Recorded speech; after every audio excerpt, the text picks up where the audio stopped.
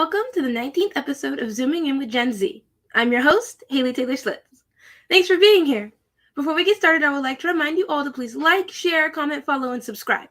Not only does this help you stay up on our fantastic conversations, but it allows the algorithm to do its thing so others can tune in too. If you're Gen Z, stop scrolling. You need to hear this news. Cardi B calls out racism. Who doesn't love Cardi B? Last week, the amazing artist demonstrated that she does not let her stardom interfere in standing up for what is right. In a clip shared across social media, Cardi B is seen outside the popular club E11 Even in Miami, talking to Black women standing in line. The women share with Cardi that they were told that the club was not allowing any more Black women inside. Cardi B confronted the club staff and helped the women get inside. Let's watch the clip. Hey, Cardi, they're not even letting the sisters in tonight, girl. They're not even letting the sisters in at the front door. Now, they'll be all white girls. No Black women. My husband plays football here and he's letting us in. We couldn't even buy a table. That's how they do us. They're not letting Black women. None. I didn't let some Black women in here. Let the Black women in here. Yeah. No, they don't. No, they don't, Cardi. No, they don't. Huh? Now let them in. Yeah. Well, I must say, I'm proud of you, Cardi. Backed by former Facebook and Twitter execs, Tagg launches social branding app for Gen Z. Have you ever heard of Tagg? It sounds like a great idea and seems like it has some serious support based on the title alone. Well, let's hear this quote from TechCrunch to learn more. In the digital world, the more authentic your brand, the more genuine your connections. Current social platforms fall short as they were not built for this evolving intersection of branding and connecting, the company explains. Tagg is building and growing an environment allowing for full creative expression of oneself. No restrictions, no stigma. Depending on what you want to use your profile for, you might want a social profile, or you might want to promote your art and network. You can choose from 5 profile skins when you onboard into the app. From there, you can customize your page, then follow people and post content like you would on any other app. But on Tagg, there's no like count on posts, which is an intentional design choice. We do not have likes, just comments, sharing, and views, because we want our creatives focused on being their favorite selves with no stigma, co-founder Victor Lulu told TechCrunch. I think this will really resonate with Gen Z. This idea of non-competitive self-expression will really hit home for us. I like the idea of Tagg. I might just go install it. Let us know if you will too in the comments. What trends will Gen Z be driving in 2022? Instagram investigates. Gen Z has many trends, so I'm excited to hear more about this investigation Instagram did. To the quote from Yahoo Life. Creators can be as influential as celebrities. For 4 in 5 young people, influencers and other well-known content creators on social networks have more impact on culture than traditional celebrities, such as actors, Instagram reveals in its report. Today, young people are impacted by a wide spectrum of creators, and their relationship is more tightly aligned around shared interests and less so on how popular they've gotten. Finding your calling. The COVID-19 pandemic has shaken up our relationship with work. 63% of Gen Zers agree that they have reevaluated their career goals because of the pandemic. For this so-called sacrifice generation, a large salary is no longer seen as a goal in life. 71% now prefer to have a meaningful job, even if it pays less. The younger generation has totally redefined what success looks like. 90% of Gen Zers believe that the best education comes from real-life experiences. 66% of them even beginning to reassess the true value of a college education. Social justice. Instagram users are more engaged citizens, it seems. They're more likely to have voted in local, state, and national elections at 18% compared to 6% for young people not using Instagram, the social network said.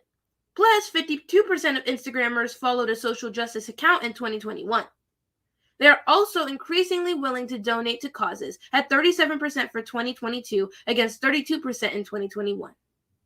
A generosity from which charities will be able to benefit by making appeals for donations directly on Instagram. I really love this quote. Let us know in the comments if you agree or disagree with any of this. Next, we have a few new sections, actually. First is called Coffee Table. What's on your coffee table? The book of the episode is Ties That Tether by Jane Igaro. Hear this quote from Goodreads. When a Nigerian woman falls for a man she knows will break her mother's heart, she must choose between love and her family. At 12 years old, Azera promised her dying father she would marry a Nigerian man and preserve her culture even after immigrating to Canada. Her mother has been vigilant about forcing her to stay well within the Nigerian dating pool ever since. But when another match made by mom goes wrong, Azera ends up at a bar, enjoying the company of Rafael Castellano, a man who is tall, handsome, and white. When their one-night stand unexpectedly evolves into something serious, Azera is caught between her growing feelings for Rafael and the compulsive need to please her mother, who will never accept a relationship that threatens to dilute Azera's Nigerian heritage. The rating this book gets for culture and characters is 5 out of 5 stars.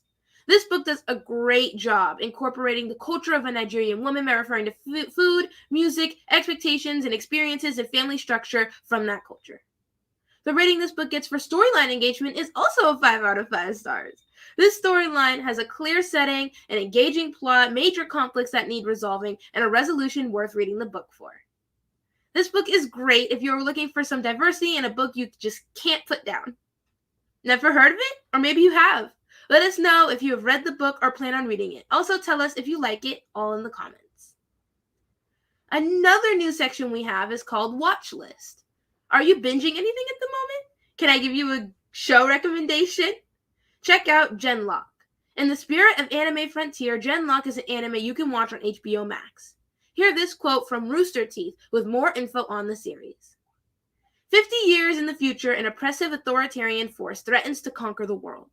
A daring team is recruited to pilot a new form of weaponized neuroscience that powers devastating mecha, but they must be willing to sacrifice everything. The diversity in this series is incredible. The characters represent a wide range of ethnicities and cultures. The storyline engagement is there for sure. If you are into anime and or sci-fi, this might be the story just for you. This series sounds incredible. I know it's on my watch list for sure. What about you? Is it on yours or have you seen it already? Leave a comment letting us know. Also keep us posted and let us know if you like it or not. Another new section we have is called Playlist. We just got a new song for our playlist. I'm sure you could have guessed it. Adele's new song, Easy on Me, is our playlist kickoff. It's a sign of the times. This song not only was released recently, it shot to the tops of the charts, but it also has a deeper meaning for Adele. I read that it refers to her ex-husband and son. Hear this quote from Distractify. In a post celebrating her 31st birthday, Adele penned an Instagram letter to her fans and mentioned how 30 tried her so hard, which could have a connection to the song's title, Easy on Me. She also noted 31 is going to be a big old year, and I'm going to spend it all on myself. For the first time in a decade, I'm ready to feel the world around me and look up for once. The song's lyrics include references to her divorce from ex-husband Simon Konecki, but also lyrics that address her son. Adele sings, "Go easy on me, baby. I was still a child, didn't get the chance to feel the world around me. I had no time to choose what I chose to do, so go easy on me." She also sings, "I changed who I was to put both of you first, but now I give up." Adele initially felt she could not find the strength to shake up her son's life with a divorce, but eventually she realized she must put herself first. Does that make you think of the song differently? Have you heard this song? Do you like it? Let us know in the comments. By the way, if you ever want to go through our playlist, check out our Spotify.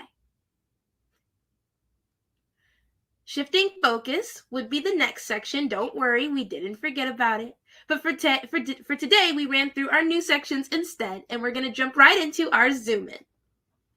Next in line, our Zooming In segment. Let's take a look at who's being magnified for their magnificence or their misbehavior. Gen Z, we all have our feelings about our nation's education system. I think we would all agree that in most cases, our nation does not truly value our schools, teachers, and students. Now, you might be thinking, that can't be true. Well, we have a video to show you from Annie Todd of the Argus Leader in South Dakota. It's like they took Hunger Games and Survivor and teachers and put it all on ice. My God.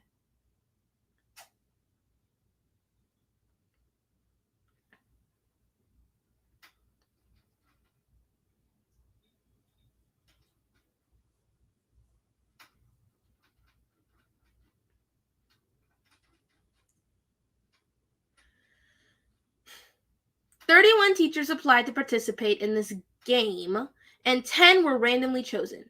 On a side note, what were the PR professionals for the Sioux Falls Stampede and CU Mortgage Direct thinking? Somehow you thought this image of teachers desperate for any extra funding for their students crawling around desperately scooping up money was good for your brand? Honestly, the apology both the Sioux Falls Stampede and the CU Mortgage Direct issued will ring hollow if they don't engage elected officials in South Dakota to raise teachers' salaries. If you weren't aware, South Dakota's ranks dead last. Yep, ranks dead last. Number 50 in the money they pay their teachers. Your Zoom call to action, you may be wondering? I know we have been through a lot so early in our lives. I don't blame any of you if you just feel frustrated, and honestly, if you're questioning what we can do to change any of this. We can't let these issues stop us from fixing them. We can't allow ourselves to forget what we have been able to do as a collective group.